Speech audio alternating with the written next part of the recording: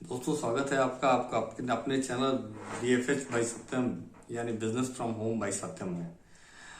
दोस्तों, food startup मतलब जो लोग घर से फूड का स्टार्टअप करना चाह रहे हैं, फूड बिजनेस का स्टार्टअप करना चाह रहे हैं या क्लाउड किचन स्टार्ट करना चाह रहे हैं, उन लोगों की बहुत ज़्यादा क्वेरी आ रही है। वो कुछ ज़्यादा कंफ्यूज होते हैं, उनको थोड़ा सा उनको एक्सक्यूज मी कोई इन्फॉर्मेशन सही इन्फॉर्मेशन नहीं मिल पा रही है।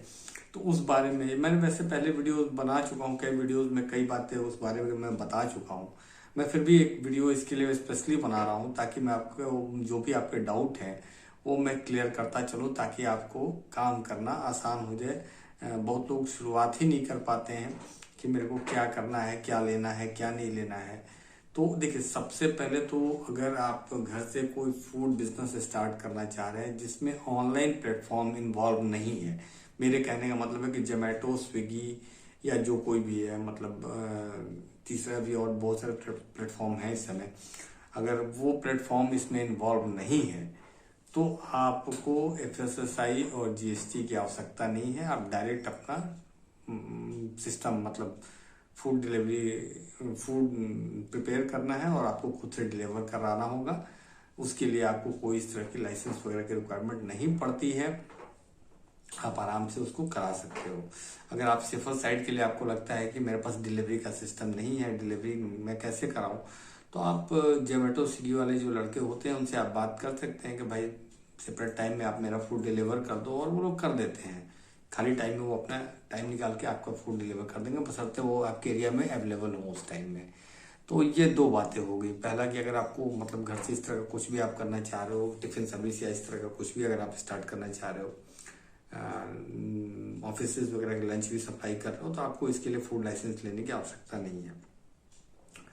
अब आते हैं GST की बात करते हैं। अगर यहाँ पर भी आपको, अगर घर से आप स्टार्ट कर रहे हो, इस तरह का चीज कर रहे हो, तो आपको यहाँ पे GST की भी कोई रिक्वायरमेंट नहीं होती है। आप GST के बिना भी इसका काम कर सकते हो। एक सालाना आपका टर्नओवर जो है 20 लाख से ऊपर शायद कंडीशन है, या 12 लाख से ऊपर है, उससे ऊपर जब जाता है तब आपको GST की आवश्यकता पड़ेगी। और वैसे आपको अभी GST की आवश्यकता इसकी नहीं है, आप ऐसे भी काम कर सकते हो। और अगर अब इसमें एक चीज और है, अगर आप घर से भी काम कर रहे हो तो मैं आपको दो चीजें हमेशा रिकमेंड करूंगा कि आप इस पे काम कीजिए, कि ये आप हमेशा अपना स्ट्रांग बना के रखिएगा तो आपके काम ही आएगा, और फ्यूचर में आपको कोई प्रॉब्लम नहीं आएगी। देखिए, खाना जो आप बना रहे हो वो आप घर के जो डोमेस्टिक जो सिलेंडर है आप उस पर बना रहे हो, ये अगर कभी किसी की नॉलेज में आता है तो ये आपके लिए ट्रबल वाली बात हो जाएगी। तो मैं आपको यहाँ पे रिकमेंड करूंगा कि आपको इसके लिए कमर्शियल कनेक्शन ले लेना चाहिए। आप कमर्शियल कनेक्शन पे ही काम करो। वैसे तो पूरी दुनिया कर रही है, डोमेस्टिक पे ही बना रही है, बहुत लोग करते हैं, लेकिन मैं आपको रिकमेंड करूंगा कि आप अगर सिर्फ साइड के लिए चलना चाहते हो, देखो शुरुआत में तो ऐसे कोई प्रॉब्लम नहीं होती है, लेकिन जैसे ही आपका बिजनेस थोड़ा चल जाता है, थोड़ा बढ़ने लगता है, अच्छा होने लगता है, तो फिर उस केस में आप लोगों की नज़र में आना शुरू हो जाते हो। तो वो ऐसा काम करने का कोई फायदा नहीं है। मैं आपको पहले से रिकमेंड करूंगा कि फर्क तो पड़ता है, थोड़ा प्राइस का फर्क पड़ता है, लेकिन वो हमेशा आपको एक सेटिस्फैक्शन रहेगा कि मैं सही तरीके से काम कर रहा हूँ, और एक खुशी वाली बात रहेगी कि भाई मुझे कोई टेंशन नहीं है, आप करके ऐसा करके आप करोगे। दूसरी चीज, घर से अगर आप फूड बिजनेस कर रहे हो, कुछ भी कर रहे हो, हर चीज में मैं आपको बताऊंगा।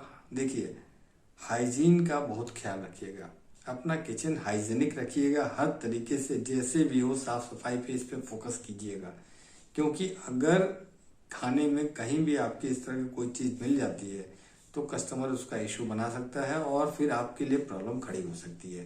तो इस चीज का खास ध्यान रखिए कि इस तरह के अगर आप सर्विसेज दे रहे हैं और आपको बड़ा काम करना है तो शुरुआत से ही अपने किचन के साफ सफाई पे बहुत फोकस रहिए, ध्यान रखिए इस बात का। ये सारी बातें हो गई कि जो लोग एक ऑफलाइन मोड में काम करना चाहते हैं उनके लिए ये सारी बातें बता दी। अब मैं बता रहा हूँ जो ऑनलाइन मोड में आके काम करना चाहते हैं, जो cloud kitchen business, food delivery business online mode में जो चलाना चाह रहे हैं, यानी कि जोमेटो स्विगी के थ्रू अगर खाना डिलीवर करना चाहते हैं, तो उनके लिए मैं आपको बता दूं, आपको FSSAI लाइसेंस चाहिए, बेसिक लाइसेंस की आवश्यकता होती है। बेसिक लाइसेंस 1 साल का 100 रुपये में बन जाता है, 3 साल का 300 रुपये में बनेगा, 5 साल का भी बनता है। मैं आपको हमेशा रिकमेंड करूंगा कि आप बड़ा वाला 2 साल 3 साल जितना ज़्यादा से ज़्यादा का हो सके उतना बनवा लीजिए, क्योंकि हर साल फिर रिन्यूअल के लिए आपको टेंशन नहीं रहेगा। अभी आप जो पैसे खर्च कर दोगे तो 2 साल 3 साल आप सुरक्षित रहोगे, आपको बहुत ज़्यादा उसके लिए हेडेक नहीं लेना होगा। आप उस प्लेटफॉर्म पे आके चिपक जाओगे 2 साल 3 साल के लिए। नहीं तो फिर अगले साल को रिन्यूअल कराना होगा, उसके लिए एक्स्ट्रा पैसा खर्च करो। कभी कभी आदमी भूल भी जाता है ये सारी चीज़ें, तो आप बेस्ट होगा कि आप वो करा के चलिए। दूसरा चीज़ है कि जीएसटी। यहाँ पर देखिए, जोमेटो की अलग कंडीशन है, स्विगी की अलग कंडीशन है। स्विगी मना नहीं करती, स्विगी कहती है ठीक है हम बिना जीएसटी के भी आपको रजिस्टर कर लेंगे। जोमेटो भी रजिस्टर करती है, दोनों करते हैं, लेकिन क्या होता है बहुत सारे कंडीशन होते हैं उनके जोमेटो के। आप वहाँ पर जैसे अब फूड प्रोडक्ट में अगर आप दूध दही से बनी चीज़ें वहाँ पे बेचना चाहोगे तो वो नहीं बेच सकते हो आप, उसके लिए जीएसटी वो मांगते हैं। अगर आप कोल्ड ड्रिंक वगैरह साथ में भेजना चाहते हो तो वो आप नहीं भेज सकते हो, उसके लिए आपको जीएसटी चाहिए। अगर स्वीट्स है, अगर मिठाई वगैरह भी उसमें है, इन्वॉल्व है आपके फूड के साथ में, तो वो आप नहीं भेज सकते, उसके लिए जीएसटी चाहिए। तो ऑनलाइन में अगर आपको काम करना है तो आप समझ लीजिए कि एक तरीके से आपको एफएसएसआई और जीएसटी दोनों आपको चाहिए होगा, ठीक है। तीसरी बात कि आप जिस जगह से काम कर रहे हो, मेरे से लोग पूछते हैं कि सर क्या मुझे कमर्शियल इलेक्ट्रिक कनेक्शन की आवश्यकता है क्या? तो इस बारे में मैंने जो क्लियर मैं बता दूं, चूंकि यहाँ पर आपका इलेक्ट्रिक इन्वॉल्व नहीं हो रहा है, कोई बैठ के आप लोगों को खिला नहीं रहे हैं या उनके लिए पंखा एसी आप नहीं चला रहे हो, तो यहाँ पे आपको कमर्शियल इलेक्ट्रिक कनेक्शन लेने की कोई आवश्यकता नहीं है। आपके डोमेस्टिक इलेक्ट्रिक कनेक्शन से उसका काम चल जाएगा। लेकिन यहाँ पर भी मैं आपको बता दूं, गैस कनेक्शन कमर्शियल ही होना चाहिए, ये मस्ट है, आप रखिए, हमेशा शुरू से ही रखिए। क्योंकि अगर कभी ऐसा रहा कि आपके पास कभी भगवान न करे, लेकिन अगर कभी इंस्पेक्शन हुआ, जांच हुई या छापा पड़ा और आपके यहाँ डोमेस्टिक कनेक्शन हुआ तो आप भारी पेनल्टी आपको देना पड़ सकता है, ठीक है। तो आपको यहाँ गैस कनेक्शन आपका कमर्शियल ही होना चाहिए।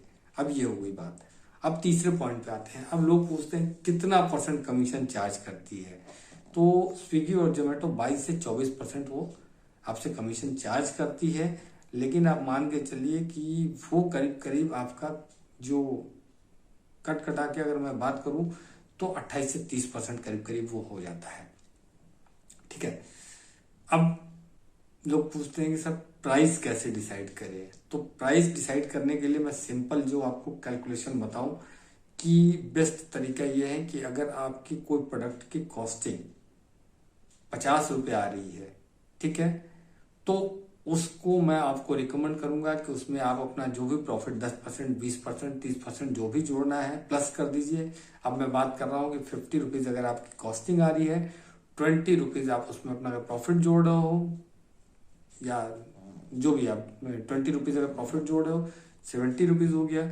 अब इसको आप सीधा, अगर आपको उसमें प्रमोशन चलाना है वहां पर, तो मैं आपको रिकमेंड करूंगा कि सीधा इसका 3 गुना आप वहां पे रेट डाल दीजिए। यानी कि अगर आपकी प्रोडक्ट की कॉस्ट मतलब प्रॉफिट के साथ अगर वो 70 का हो रहा है, तो आप वहां पे प्रोडक्ट की प्राइस डालोगे 210 रुपीज, 210 रुपये। 210 रुपये अगर आप डालोगे तो वहां पर जाकर क्या होगा, अगर आपने 50% का प्रमोशन चलाया हुआ है तो वहां पे वो डिस्काउंट होके पैसा आपका होगा 105 रुपीज कस्टमर के लिए। अब 105 रुपीज में आप ये मान के चलो कि 28 से 30% आपका कमीशन उनको जाएगा। तो और 28 से 30% कमीशन का मतलब हो गया कि करीब करीब वही 30-32 रुपये ही आपके उधर से डिडक्ट हो जाएंगे।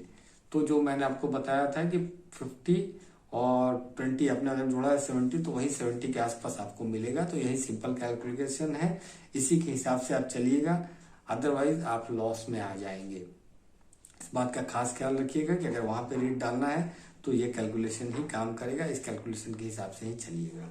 अपने हिसाब से आगे पीछे 1-2% करना हो तो आप कर लीजिएगा, ठीक है।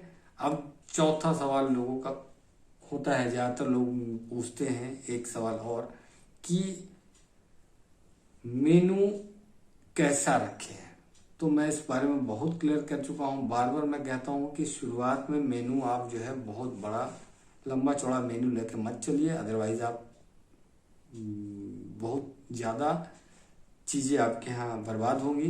मैं आपको रिकमेंड करूंगा कि मेन्यू का साइज छोटा रखिए। और मैं हमेशा कहता हूं कि एक प्रोडक्ट को पकड़ के चलिए, एक निश को पकड़ के चलिए, वो आपके लिए फायदेमंद रहेगा। कोई भी चीज पकड़ लीजिए, सैंडविच पकड़ लीजिए, पराठा पकड़ लीजिए, मैगी पकड़ना है मैगी पकड़ लीजिए, चाय पकड़ना है चाय, मतलब ब्रेकफास्ट को अगर पकड़ना है तो ब्रेकफास्ट को पकड़ लीजिए, एक को पकड़ के चलिए तो वो आपके लिए फायदेमंद होगा। बाद में आप धीरे धीरे बढ़ा लीजिए, वो मैं आपको बाद में वीडियोस में और भी चीजें बताऊंगा कैसे आप उसको मल्टीपल ब्रांड में कन्वर्ट कर सकते हो। लेकिन बहुत ज्यादा एक साथ लेके मत चलिए, क्योंकि उसमें आपको मैनेज करने में परेशानी आएगी। तो उम्मीद करता हूं कि आपके आज के मैंने सभी सवालों का, फूड बिजनेस स्टार्टअप से रिलेटेड सारी बिजनेस जो सवाल हैं आपके मन में, उसका हमने जवाब दे दिया है। अगर फिर भी आपके मन में कोई सवाल हो, कोई डाउट हो, तो आप मेरे को फिर से कमेंट करके, मैसेज करके पूछ सकते हो। मैं उसके रिलेटेड जो भी होगा मैं वीडियो बना के आपको उसके बारे में पूरी इन्फॉर्मेशन डाल दूंगा। और ज़्यादा से ज़्यादा लोगों को इस वीडियो को शेयर कीजिए, ताकि जिनके मन में जिनको भी इस तरह का डाउट है वो सारी बातें क्लियर हो जाए। और दोस्तों, मिलता हूं मैं आपके साथ एक जल्द ही एक नए वीडियो में। और अभी तक अगर आपने मेरा चैनल सब्सक्राइब नहीं किया है तो प्लीज सब्सक्राइब कर दीजिए और ज्यादा से ज्यादा लोगों को शेयर कीजिए। मिलते हैं एक नए वीडियो में। Thank you. Have a wonderful day.